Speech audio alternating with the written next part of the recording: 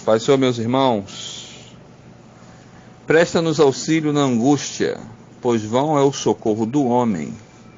Em Deus faremos proezas, porque Ele mesmo pisará nos nossos inimigos. Salmo 60, verso 11 e 12. Esse salmo, ele é dividido em 3 partes. O perigo que a nação enfrentava, a promessa de Deus para o seu povo e a oração de Davi pelo seu exército. Aquele momento era um momento de dificuldade porque o povo estava em intensa guerra contra os sírios da Mesopotâmia. E em toda guerra sempre tem as suas baixas, mas é normal, tanto naquela época como na nossa época, quando nós estamos vencendo, nós estamos sempre com o nosso astral, com a nossa alegria, mesmo em meio à guerra, em alta. A nossa glorificação a Deus é mais intensa. Mas entre as nossas batalhas, quando nós estamos tendo alguma baixa, ou como não estamos vencendo como esperávamos, quando a nossa expectativa está baixa, em relação àquilo que nós projetávamos, a tendência do homem é o quê? Murmurar, questionar e até achar que Deus não está nos ouvindo.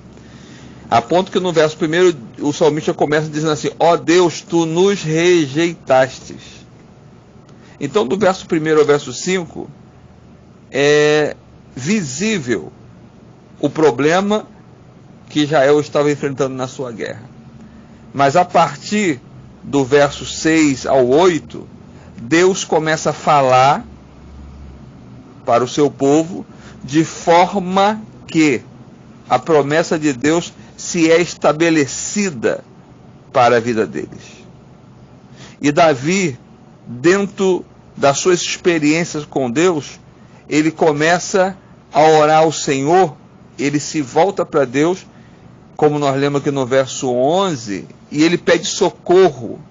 E a oração dele é esta: presta-nos auxílios na angústia. Isso quer dizer o quê? Existem as nossas guerras e nós precisamos nos movimentar.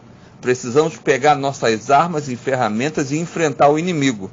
Deus, nas nossas guerras, não luta por nós. O Senhor nos auxilia, nos orienta, nos guia, nos dá as estratégias, e as estratégias do Senhor são infalíveis. E ele pede: presta-nos auxílio na angústia, pois vão é o socorro do homem. O homem é falho.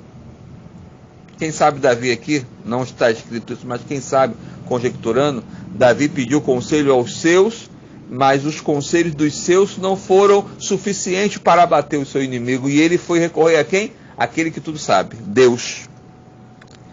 E ele declara depois no verso 12: em Deus vamos fazer proezas. É Deus quem vai pisar os nossos inimigos. Muitas das vezes nós estamos numa posição vencedora, de forma que muitas das vezes nós queremos nos fazer como Deus, achando que nós temos a mesma capacidade de Deus e não temos. E muitas das vezes botando Deus no cantinho assim, porque a forma que nós estamos fazendo está dando certo, como se fosse de nós mesmos essa tal sabedoria, e não é. Moral da história, meus irmãos: vivam a vida com Deus, sabendo que as guerras e batalhas virão contra a tua vida.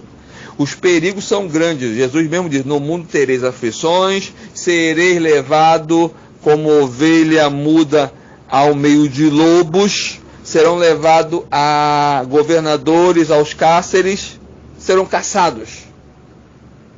Existe sempre um perigo iminente contra a tua vida. Mas existe uma promessa. Quem pode dar glória a Deus? Existe uma promessa para aquele que crê em Deus.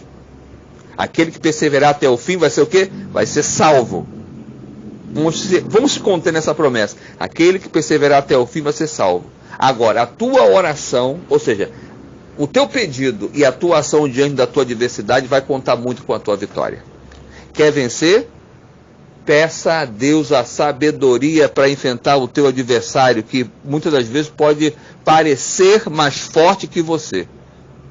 Mas quando você está na direção de Deus, assim como Davi venceu aquele gigante, cortou-lhe a cabeça e fez com que os seus inimigos fossem espiziados pelo Senhor, porque Davi não tinha condição de vencer aquele gigante, mas Deus